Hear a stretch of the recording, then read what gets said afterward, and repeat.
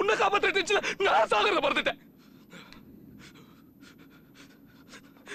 ஏன் சாகரத்துக்கு அலையிற?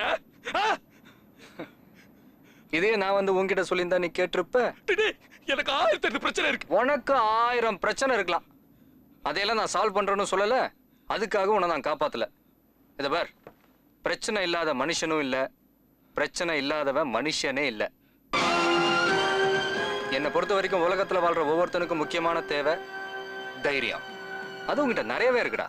அதுவும் சாவுக்கு பயப்படாத தைரியம். டேய், எதிரில் வர எவனையும் எதிர்க்க துணிச்சிட்ட நீ? ஏன் பிரச்சனைகளை பார்த்து நடுங்குற? எதிரில் ட்ரெயின் இல்ல, எது வந்தாலும் எதிர்த்து நிக்கணும். அதான் தைரியம்.